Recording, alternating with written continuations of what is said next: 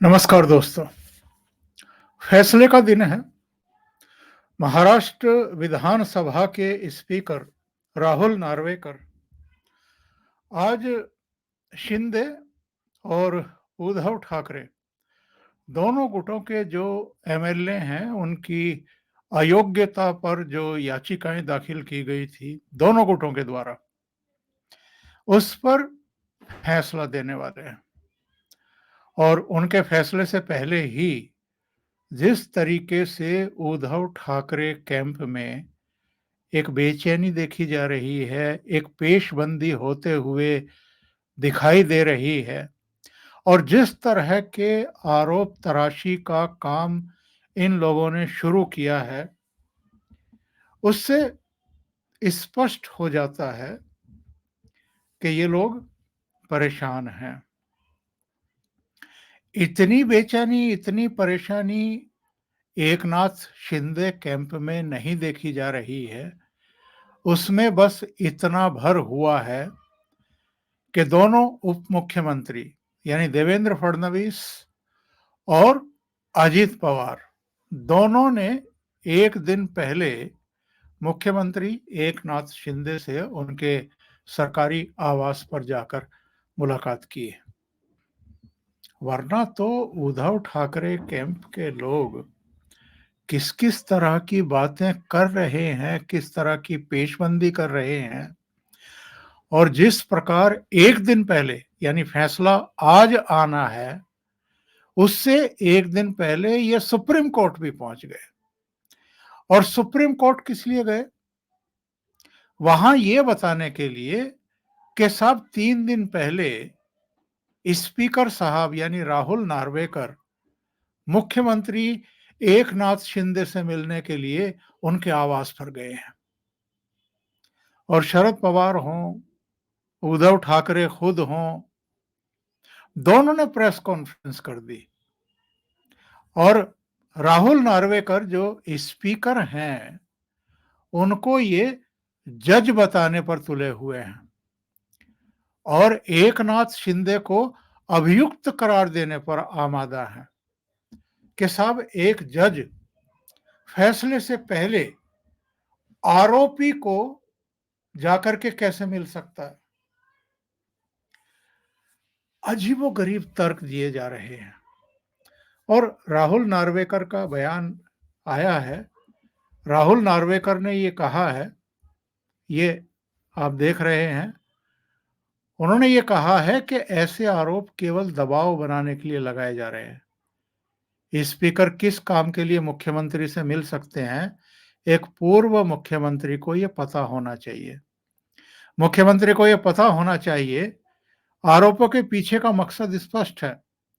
एक विधायक के रूप में मेरे विधानसभा क्षेत्र के भी काम होते हैं। मुख्यमंत्री के साथ मेरी बैठक 3 तारीख को निर्धारित थी, लेकिन मैं कोरोना से संक्रमित था, इसलिए नहीं मिल सका। मुझे कोलाबा पुल के बारे में चर्चा करनी थी, दक्षिण मुंबई की 8 सड़कों का मुद्दा था। मैंने इन सभी मुद्दों को लेकर मुख्यमंत्री से मुलाकात की थी। अब ये तो राहुल नार्वेकर ने बताया। ये पता नहीं कौन सी कथा कहानी जो है ये बयान कर रहे हैं और एक पेशबंदी करने की कोशिश कर रहे हैं कि जैसे फैसला देने से पहले फैसले की जानकारी देने के लिए ही स्पीकर मुख्यमंत्री से मिले थे 3 दिन पहले। और तो और 12 तारीख को प्रधानमंत्री नरेंद्र मोदी महाराष्ट्र जा रहे हैं। नासिक में उनका कार्यक्रम है, रोड शो वगैरह है। और प्रधानमंत्री कितने कॉन्फिडेंट हैं इस फैसले को लेकर के, क्योंकि उनको पहले ही फैसले के बारे में बता दिया गया है कि क्या फैसला आने वाला है। ये सद्विचार हैं अपने संजय राउत के।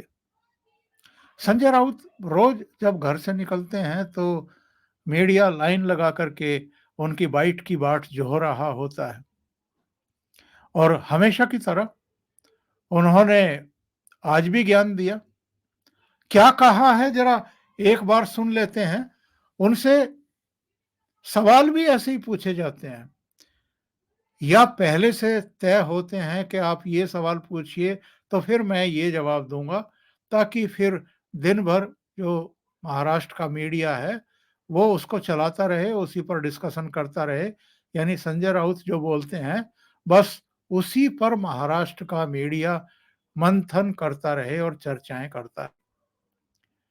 तो फैसले के दिन मीडिया से बात करते हुए संजय राउत ने क्या कहा है, ज़रा पहले इस पर सुन लेते हैं और इसके बाद जो भी फैसला आएगा, उसके बाद महाराष्ट्र की राजनीति का जो ऊँट है वो किस करवट बैठेगा, ज़रा इस पर भी थोड़ी-सी चर्चा करेंगे। लेकिन पहले संजय राउत को सुनते हैं। प्रधानमंत्री आ रहे हैं यहाँ पे, तो किस तरह से देखते हैं आप, क्या कहना है? बात ऐसी है भाई, जब से ये क्रिकेट में गैम्बलिंग, जुगार और जुगाड़ शुरू हुआ है, तब से मैच फिक्सिंग ये शब्द हमें बार बार कान पे आता है। अरे भाई मैच फिक्सिंग है, ये मैच फिक्सिंग है, ये मैच फिक्सिंग है। इस प्रकार की मैच फिक्सिंग महाराष्ट्र में होने जा रही है आज 4 बजे।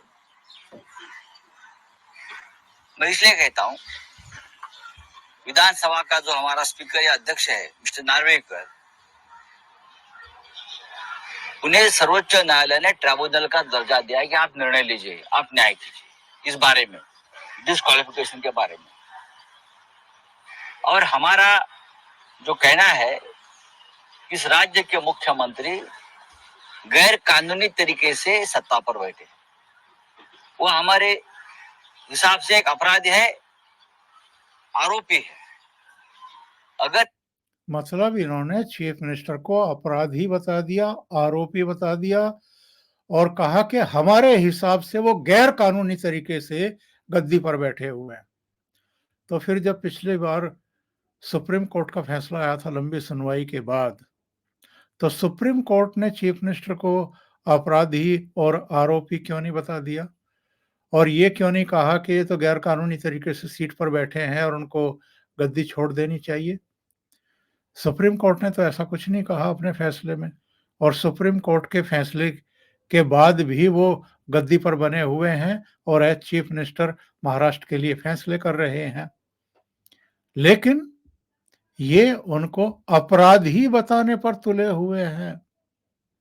ये राज्यसभा के सदस्य हैं, एक अखबार के कार्यकारी संपादक हैं, उद्धव ठाकरे कैंप से हैं, तो कुछ भी कहेंगे, कुछ भी बताएंगे मुख्यमंत्री को। आगे सुनिए।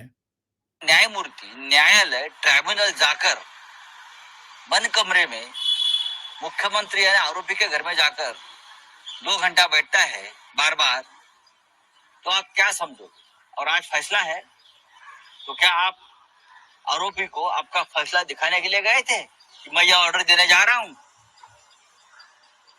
ये बात हमने सुप्रीम कोर्ट के रिकॉर्ड पर हमने ले ली है, रिकॉर्ड पर लाया है हमने।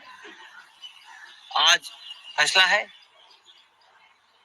और देश के प्रधानमंत्री जी 12 तारीख को महाराष्ट्र में उनका एक दौरा है, उनका टूर है, वो करने जा रहे हैं। रोड शो वगैरह नासिक में है। उसका मतलब क्या है?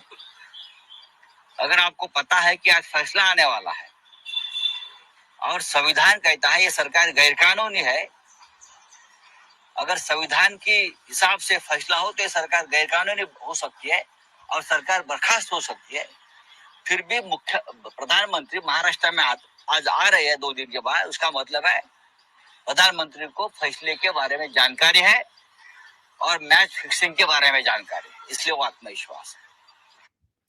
मतलब प्रधानमंत्री को भी घसीट लिया इन्होंने कि प्रधानमंत्री को भी पता है कि मैच फिक्सिंग है।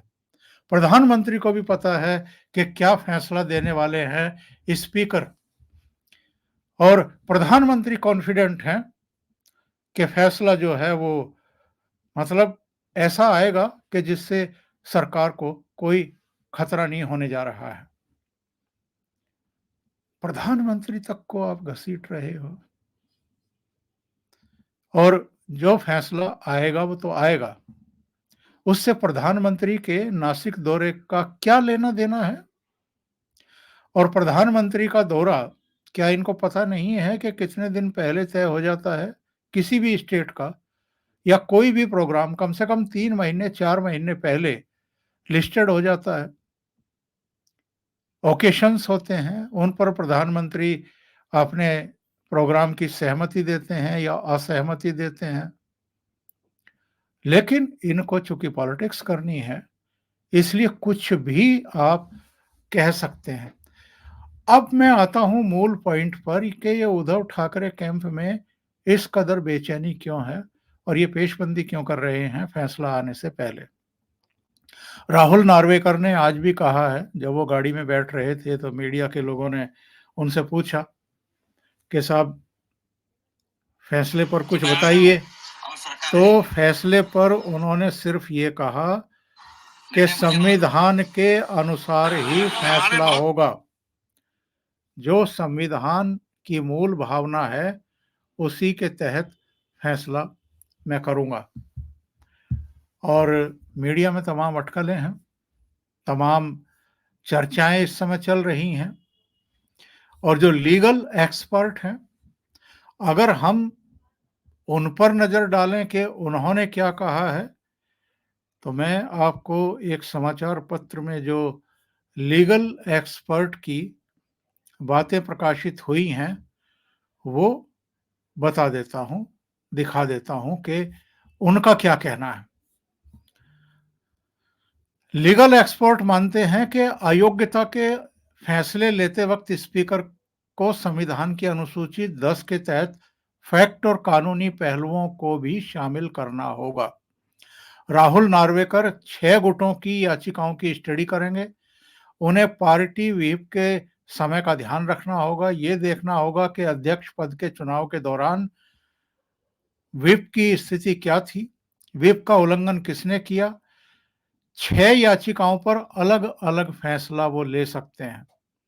विधानसभा अध्यक्ष अगर शिंदे गुट के विधायकों को अयोग्य नहीं ठहराते हैं, तो ठाकरे गुट के 14 विधायकों पर सदस्यता खोने का खतरा मंडराने लगेगा। यानी अगर नार्वेकर साहब ने शिंदे गुट के विधायकों को अयोग्य घोषित नहीं किया, तो जो ठाकरे गुट के 14 विधायक हैं, उनकी सदस्यता जा सकती है। तो आप ये समझ लीजिए कि ठाकरे गुट की तरफ से पेशबंदी क्यों की जा रही है। आगे कहा गया है इसमें कि शिंदे गुट ने भी विधानसभा अध्यक्ष के पास 14 विधायकों की सदस्यता रद्द करने के लिए याचिका लगाई थी। राहुल नार्वेकर के फैसले को कोर्ट में चुनौती देने के लिए दोनों पक्षों को 30 दिनों की मोहलत मिलेगी। ऐसी स्थिति में शिंदे सरकार की सांस कोर्ट का फैसला आने तक अटकी रहेगी। अभी सिचुएशन क्या है?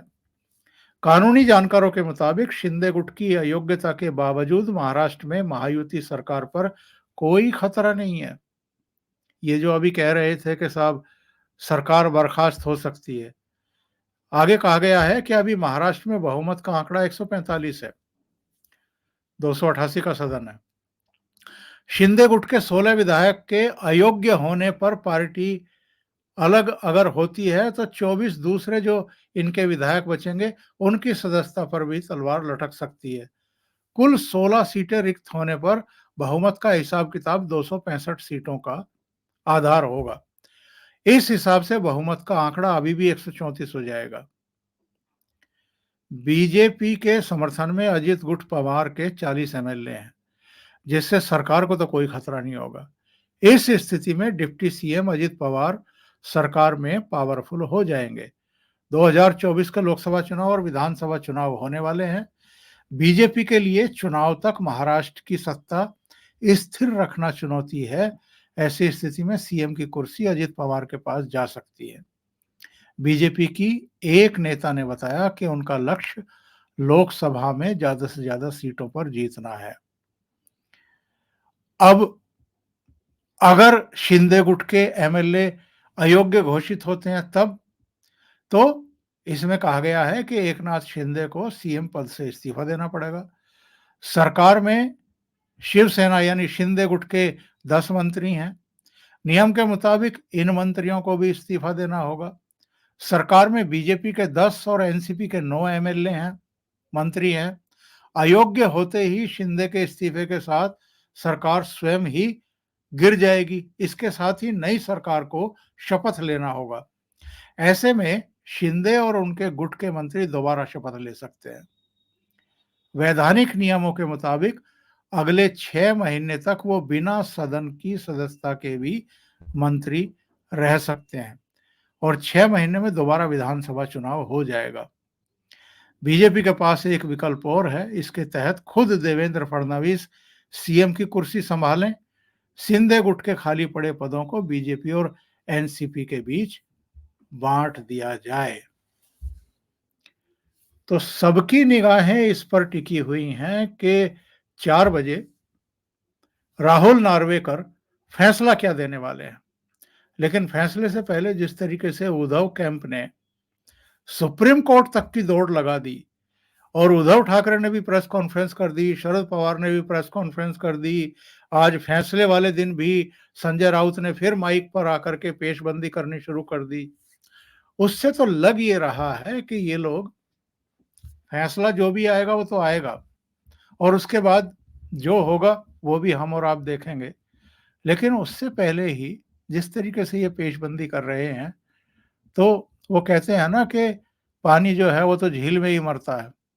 क्योंकि अब तक जितने भी फैसले आए हैं इस पूरी लड़ाई में, वो उद्धव कैंप के खिलाफ ही आए हैं।